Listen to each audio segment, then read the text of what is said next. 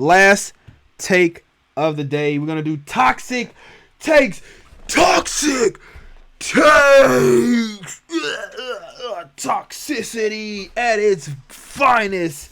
Brought to you, sponsored by Woodson Whiskey. Toxicity. I think there was a Britney Spears song called "Toxic." Should I play it real quick?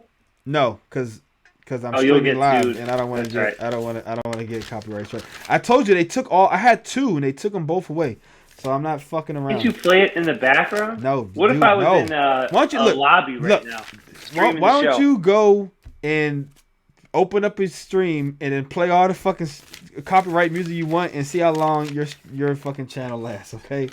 I'm not doing it, all right? All right, but the last topic, man, before we get out of here, is the toxic take. And I'm going to let you give your toxic take, and then I'll give my toxic take for the week. My toxic take is I would pray to God. I would just ask anyone who runs a Packers fan page to please stop posting Davante Adams receiving statistics. My God. Next to the Packers receiver statistics every fucking week of the season. Tom, I love you, man, because that was my toxic take. How did we play this? Come on. No, it wasn't. I promise. Look. Read that right there.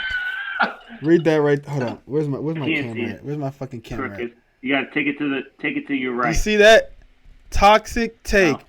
Are you happy Tay is struggling? That's my toxic take. And I feel like we should run a poll on that, man. Are Packers fans happy that Davante Adams is struggling right now in Oakland, in Las Vegas? Because I mean, look, and this isn't really about me being toxic or having my toxic take. I feel like the Packers fan base is being a little toxic right now, and I don't really get it. Here's the thing: we could do 3 options, and I'll let you pick because I had something also very good. I thought that would be a good poll. Maybe there's 2 different ways to phrase this. So we could do: Are you happy Tay is struggling? Yes or no? That would be very good. We could do: Who would you rather root for? Now that they left the Packers, Mike McCarthy or Davante Adams? Damn, you honestly never told me what you do for a living, but I'm convinced now you do something in marketing or branding or something like that. You got some it's like the way you think about stuff. Like you might be one of these fucking telemarketer fucking calling people on these surveys or some shit. I don't know what you're doing, man, but it's like the way you think about things is a very interesting. You think about it like you've got to, like you already know what you want the answer to be. It's you frame it to try to make people say what you want them to say. Who would you rather root? Like that's a very kind of almost a gaslighting kind of a poll or some shit. It's like, I don't know how the fuck I feel about this. Or we could say, would you rather see struggle in their career away from the Packers? See? Mike McCarthy or Davante Adams? You're a wizard with this bit. Look, man, I don't know. You got 3 options. You pick. Oh, man. I don't know. That's a good one, man.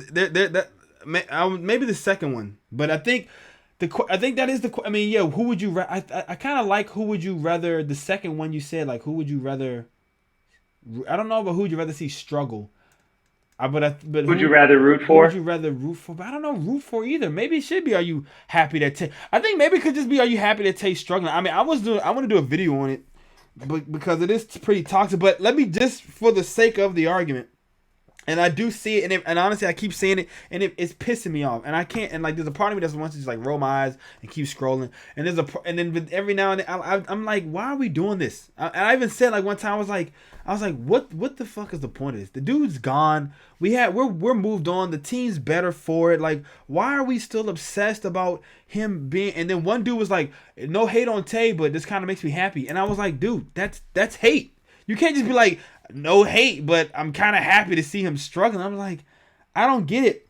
But I think that's a natural feeling where I think to make Packer fans feel better about the loss, to hope that they do not have success, where they go. I mean, But that's toxic as fuck, man. That's so. That's like. but It's like the person sport. doesn't want to be with you, That's so you just sport. want them to be miserable.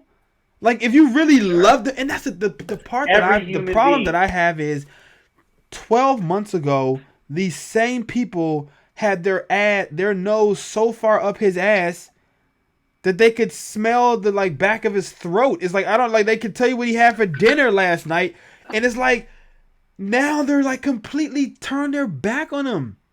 They're like backstabbers and shit, and it's like I don't get it, man. I think it's like this fan base is like I don't know what happened, or maybe I just never knew because I was never like big on social media. Before most of my life of being a fan, social media didn't exist.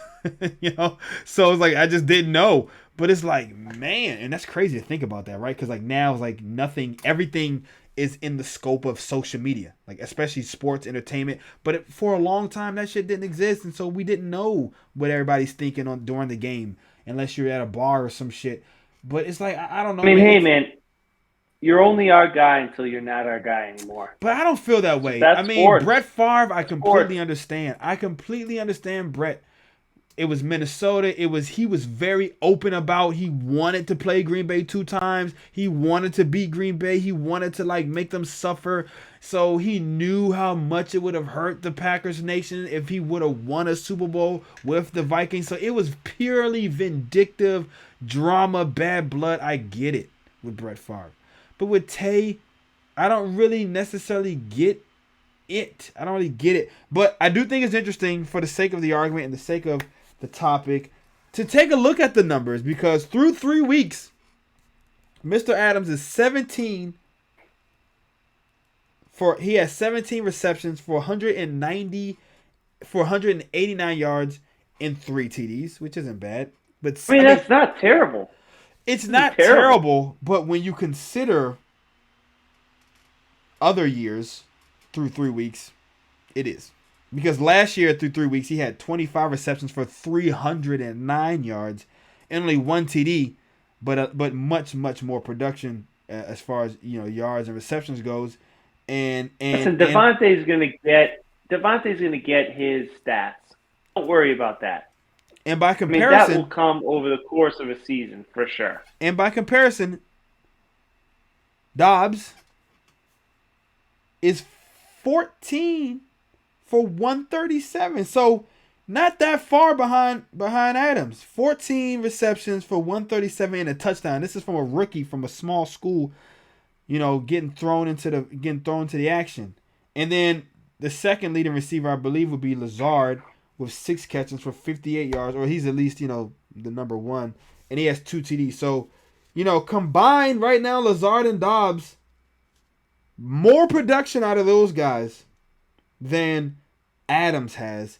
And by the way, with the non-existent week 1. Huh? The non-existent week 1. Exactly, from Lazard. Top of that. Yep. And not only that, but the Packers are 2-1 and Vegas is 0-3. I'm with you, man, and that's so perfect. Perfect way to end the show that we both were like, I kind of threw that toxic take. Let's do toxic takes right there at the end, and we both had the same toxic take. Love it. I love it, man. Look. I love it.